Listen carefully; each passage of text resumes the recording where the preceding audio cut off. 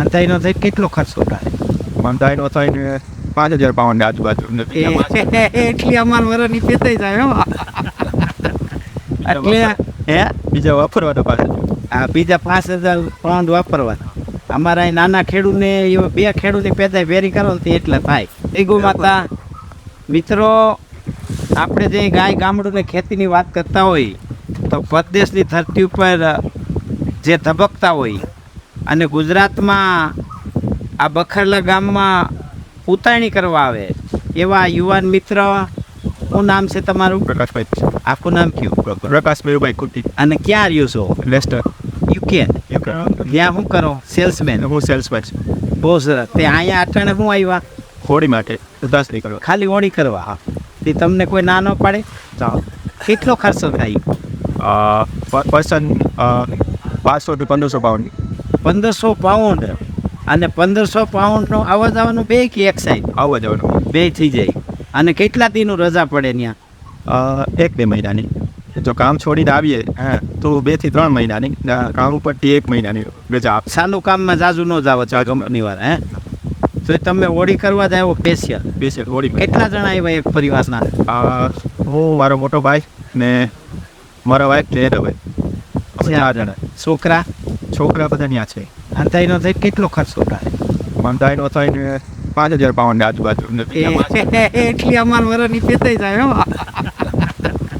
એટલે હે બીજા વાપરવાનો પાછળ આ બીજા 5,000 પાઉન્ડ વાપરવાના. અમારા અહીં નાના ખેડૂતને એવા 2 ખેડૂતની પેદાય વેરી કરો ને એટલે થાય. કાવીરભાઈ બરોબર ને? મિત્રો, આ તો મેર સમાજનો લોહી છે. મેર સમાજ એક પ્રકારના એક ક્ષત્રિય વંશ છે. અને આ બખરલા ગામ છે. અહીંયા 5,000 વર્ષ જૂની પરંપરા છે રાસની. અને એવા રાસમાં એવી હોળીનો 3 દીનો પડવો કરે.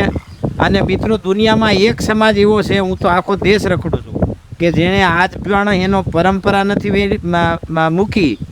યુકેમાં રહીએ છે તો ન્યાય ઘાસ્યો ને પૈણુંવાળી બેન જોવા જડે ને એટલે સમજી લેવાનું કે આ મેરની દીકરી છે. આ પરંપરા છે. યુકેમાં મેં જોયું છે, તમે તમારે ત્યાં સોયણાનું ઓલું પહેરીને ફરતા હોય. અમારે ત્યાં મેર કમ્યુનિટી સેન્ટર છે. ત્યાં જે બખલાના ને બીજા જે બરડાના ગામના મિત્રો છે એ હોળી અને નવરાત્રીનું આયોજન કરે ને ભવ્ય દાંડિયા રાસ ને મણિયારું રમે. હજી પણ ટ્રેડિશનલ ડ્રેસમાં અને પરંપરા જાળવી રાખે. મિત્રો, ગાય ગામડું ને ખેતી, ગામડું છે ને એ પરંપરા ને સંસ્કારની ખાણ છે.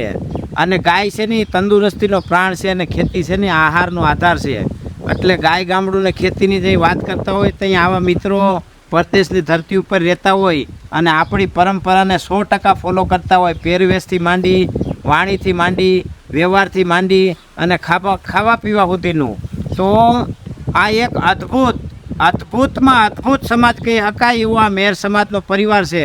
કારણ કે પરંપરા તો બધાય સમાજમાં હતી, પહેરવે બધાય સમાજમાં હતો. પણ મને લાગે છે, હું કોઈ સમાજને કટાક્ષ નથી કરતો, કોઈ સમાજનો વિરોધી નથી, પણ 80% 90% સમાજે પોતાની પરંપરા, પહેરવે અને રહેવાલ એ ખોઈ નાખ્યા છે.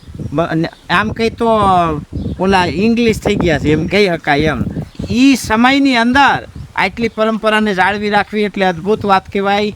મિત્રો, વંદન છે આ સમાજને. ભગવાનને પ્રાર્થના કરી કે આવનારી પેઢીમાં હજી આ પરંપરા, ટ્રેડિશનલ વ્યવહાર, પહેરવેશ અને ખાણીપીણી જળવાઈ રહી એવી. વંદે ગુ માતરમ. ભારત માતા કી જય.